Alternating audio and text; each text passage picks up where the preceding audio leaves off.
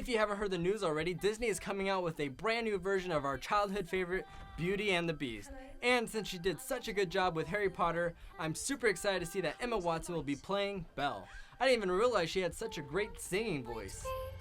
But that's not what we're talking about today. Today we are talking about the original Beauty and the Beast and all the Easter eggs you missed. So much more than they've got planned.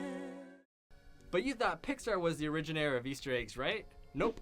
Disney was putting Easter eggs in their movies before Pixar was even a twinkle in its mother's eye. Of course, with Disney, naturally, it doesn't take long for a song and dance to kick up. What do you want me to do, dress and drag and do the hula? Wow! But you have to keep your eyes peeled in this very first musical. Right out of the gate, you see that there is an Easter egg to Mary Poppins with the chimney sweeper. Also, keep in mind with these Disney films, these movies were hand-drawn, so the detail in the Easter eggs isn't as exactifying as the modern-day Pixar Easter eggs that we're more grown accustomed to. Also, if you notice in the older classics, it looks like you can always tell what's going to be moving in the scene and what's stationary. That's because the backgrounds would all be real hand paintings and they would hand draw each character frame by frame, literally thousands of drawings just to get one character to move. While we're here, let's point out that Belle is the only one in town wearing blue. The blue represents her pure heart. Also, the choice of dress is an Easter egg to Dorothy from Disney's Wizard of Oz. Here you can see Toby the Turtle from Robin Hood, and I know that's not an Easter egg, but I want to say this so badly that this guy right here looks like Link from Zelda. Don't they kind of look the same? When she goes to the bookstore, let's pay close attention to her describe her favorite book. But you've read it twice. Well, it's my favorite. Borrowed places, daring sword fights, magic spells, a prince in disguise. They've got- Here's where she meets Prince Charming, but she won't discover that it's him till chapter 3. Now, to get this reference of Prince Charming in chapter 3, you need to know this. In Hollywood, there is a common layout for movies called the 3-act structure.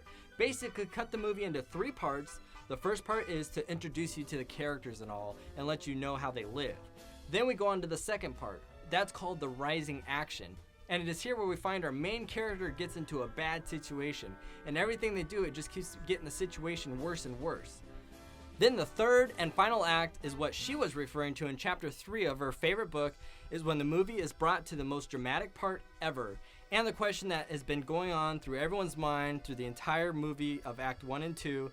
And in Belle's case, is the question is she going to love Beast in return? So basically her favorite book, which also happens to be blue, is basically a book about herself.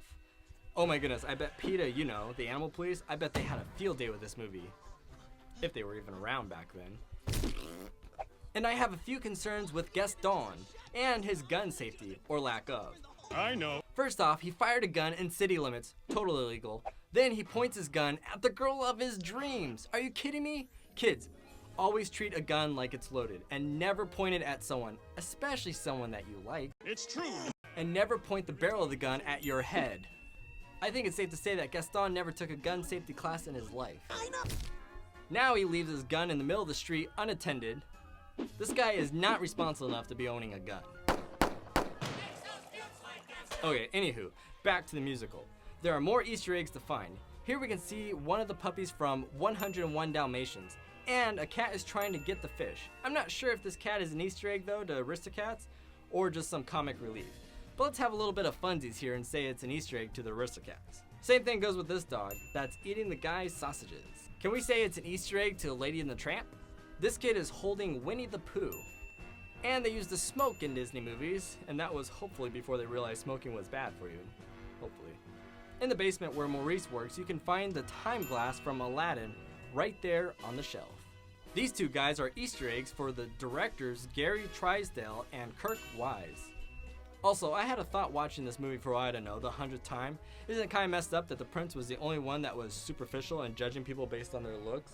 But everyone that worked for him was also punished by the spell. That would be kind of like when they caught Alex Rodriguez, the baseball player, for doing drugs, and fired him, and the entire team, and the landscaper, and the radio announcer, and the ticket sellers, and the cameraman, just because of one guy. You fired! You evil little witch lady should have just put the spell on him. Anywho, getting off on a tangent, did you notice Belle's dad invented wind-powered running water? See the windmill and the buckets on a conveyor belt. And they didn't have Febreze back then, so Belle hung flowers in her house to make it smell goody good. Also, Beauty and the Beast was set in the mid-1700s time era, but that umbrella looks kinda like it was way ahead of their time, even for Maurice's inventions. It kinda looks store-bought, but do you know who does have an umbrella like that? Mary Poppins. In this scene, I was thinking Maurice should invent pepper spray to have against creepers like Gaston. Growing up with sisters, I recognize this scene as an Easter egg to the movie Sound of Music.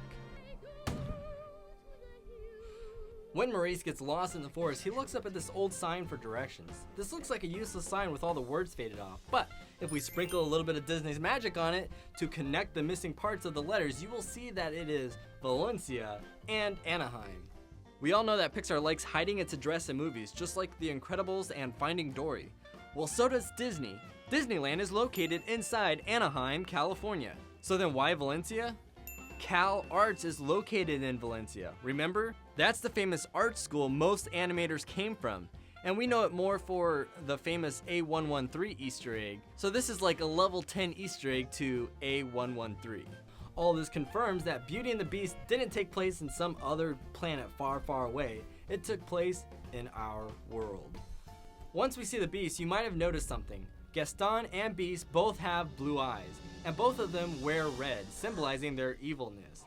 It isn't until after Beast shows compassion by saving Belle's life and the wolves rip the red right off of him do we see him wear blue. Then him and Belle match. Oh. Meanwhile, back in Budweiser Land and the Red Shirt Club, notice he killed a bald eagle on the wall. Pretty sure they're endangered species. Well, good thing it's not a bald eagle.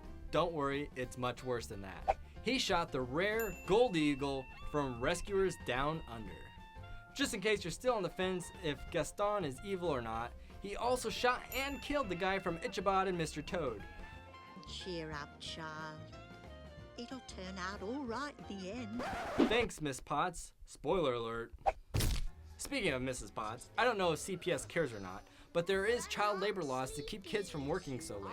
Chip was already in bed and exhausted, then he had to get up and do a song and dance for Belle. Of course, it wasn't exactly Belle's fault. She just wanted to make a sandwich or something. She isn't picky. If you look closely in the West Wing, you will see there's a skeleton there. What's or whose skeleton it is, I don't know. But I will let you use your imagination. And maybe a med student can tell us what kind of bone that is. This part right here wasn't in the script, it was improvised. Promises you don't intend to keep? No. Also in the library we see King Triton from Little Mermaid, Hook from Peter Pan, and even Mickey Mouse himself is hiding in the library. Not to mention that we see a resemblance to the Disney castle in the painting. Remember Belle's dress was a shout out to Wizard of Oz. Well, that wasn't the only plug they put in there for the movie. When Beast is getting cleaned up, they put another cameo in there of the Cowardly Lion from Wizard of Oz. If you're wondering, as dark and dirty as the castle is, how in the world you missed this room? And was it always this clean? And if it wasn't always this clean, when did they have time to clean it? Well, you didn't miss anything. Well, anything that made it to the final production at least. There was a deleted scene where they cleaned the place up, and naturally it was a full song and dance with the musical Human Again. Human again. Who knows why they really cut the scene, but it introduced a lot of characters that we didn't see before. It also points out that the Beast doesn't know how to read. So probably one of the reasons was it didn't really support the story and just muddied the water. Also, correct me if I'm wrong, but I think this is the first snowman that we see in Disney history. In the final battle, you will see a guy is stuck in the lion's mouth. And right there is one of the buzzards from Jungle Book. What we gonna do? The best Easter egg is at the very end when Gaston fights Dirty and attacks Beast from behind. Beast knocks him off the cliff, but since it's a Disney movie, no one actually dies, right? He just lands in the water or something. Well, even Disney has a great evil sense of humor. Let's rewind a little bit and watch that scene a little bit closer. This time look at Gaston's eyes. They secretly tell you what his fate really is going to be when he hits that bottom. That's all the Easter eggs that I could bring together for this movie. Let me know if you plan to watch the new Beauty and the Beast with Emma Watson. And remember, gents and gentlets, if your life seems to be falling apart all around you, that doesn't exactly mean that you won't have a happy ever after in your future. So share a smile today. They are contagious.